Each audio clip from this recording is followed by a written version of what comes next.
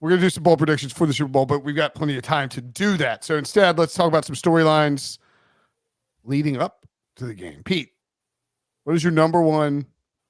By the way, I had it's the weirdest. I did a Radiohead earlier today, and if the producer hears this, I don't care. But like the producer was like, "Could you send me some of your predictions for the Super Bowl?" I was like, "No, no." He wants you doing work on his show?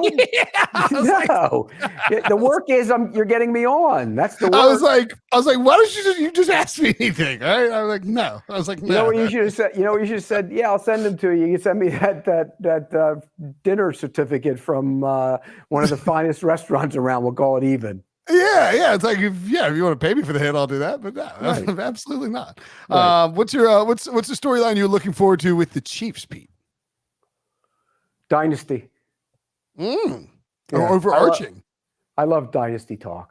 You want specific to the game, or you no, want? No. I think whatever floats your boat. Yeah. I love dynasty talk because I think, and we ranked them today and where they would be if they win, where they're going. Are you going to put them past the Patriots? If they win 6. I mean, right. Well, yeah.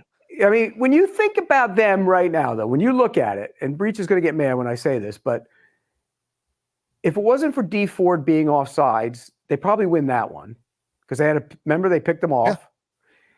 They led the Bengals 21-3. Okay, they should have won that game. They should have lost to the Bengals last year and won the year before that. They should have gone 1-1 against the Bengals. Patrick Mahomes could have gone to the Super Bowl every single year that he was a starter so far, very easily. And the only game where he really didn't win got blown, Bucks, and that was a COVID year. And he had an ankle injury. And I remember talking to people after that game in the Chiefs organization about it, and they said they really had a rough time coming back the next year after winning it and having to deal with the COVID situation. It was hard. It was different. And so they didn't really do a great job with that. So, yeah. Oh, yeah, because they won. They could easily have won it every year. He could have won the 6 Super Bowls. 2 of his 3 playoff losses are in overtime. Like, just think about that. He has 3 losses, and 2 of them came in overtime. And should have won the Patriots game because they had an interception that was negated by the offsides. And probably when you're up 21-3 in a playoff game, you should win that game. Yeah. Kick the field goal before halftime, they win that game. The first Chiefs game. So Dan Campbell kicked the field goal before halftime. He didn't win. Just kidding. We'll get to that in a minute. But I mean, Patrick Mahomes. And I think the other thing too is, remember, Brady and Belichick won 3 of their first 4, right? Because they won 2000, 2001, and 2003. Is that right? And then they went away for a while.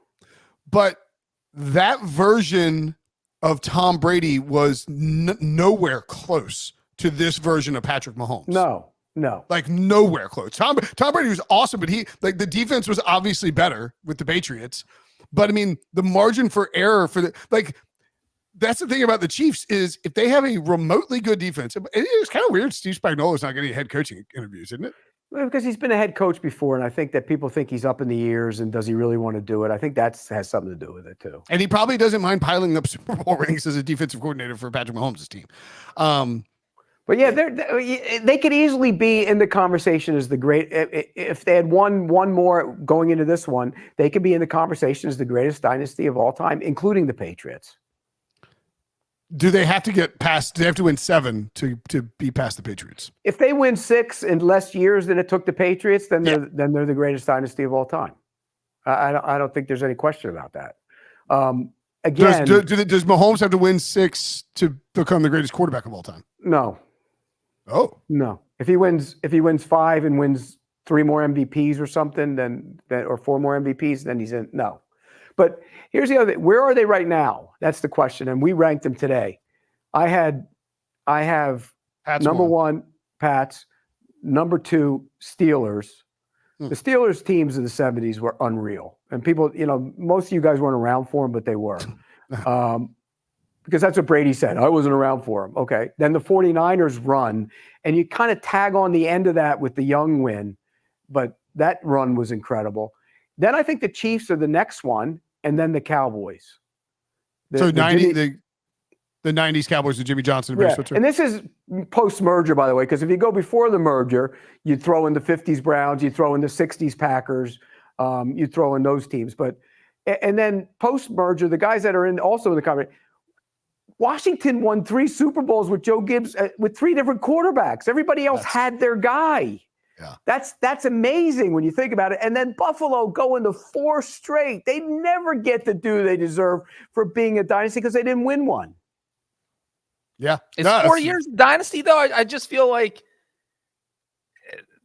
I feel like 5 years needs to be the minimum for a dynasty, because 4 years just feels like you built one lucky team. You kept the roster together. Even you can do that in the salary cap age, because a lot of these contracts are 3 and 4 years. I think that you have to go 5, 6 years to be in the dynasty conversation.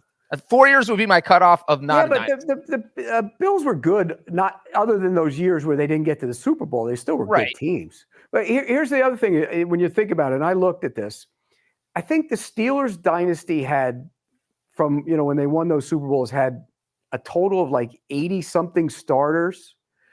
That's crazy. In the Patriots dynasty, and it was longer, but it was Patriots had like 575. 3 times as many. No, it was like 270 or something like that. And it's just so different to look and see how many, because you developed them, you drafted them, you developed them, they became good players, and you kept them. And so that's the difference between when you look at the Steelers and what the Chiefs and the Patriots both have done.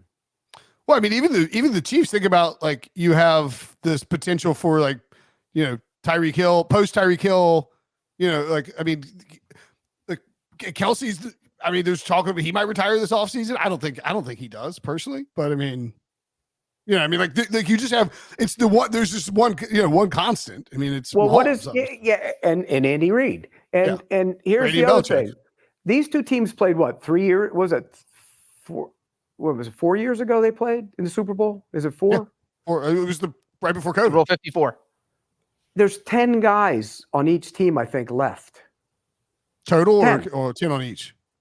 10 total. I mean, 10 on each, I think it is. Think about that. That isn't that long ago. Back in the day when the Steelers were going, they had 40 guys. 80, the whole roster. What where would you put the 49ers, Pete? The 81 to 94, 5 They Super were third. They were third. Okay. Yeah, they were right. It's for me, it's 1 Chiefs. I mean, 1 Patriots, 1 Pats, 2 Steelers, 3 49ers, 4 Chiefs, 5 Jimmy Johnson Cowboys, because that was a dynasty. And if he had stayed, it would have been even more of a dynasty. Right, and then you can make a case for the, like I said, Washington winning 3, the Bills, the Dolphins of the undefeated era, because they got to the Super Bowl and lost and then won. I mean, you could make a case for some of those. These are post-merger teams. Again, the 60s Packers would be in it. The 50s Browns would be in it.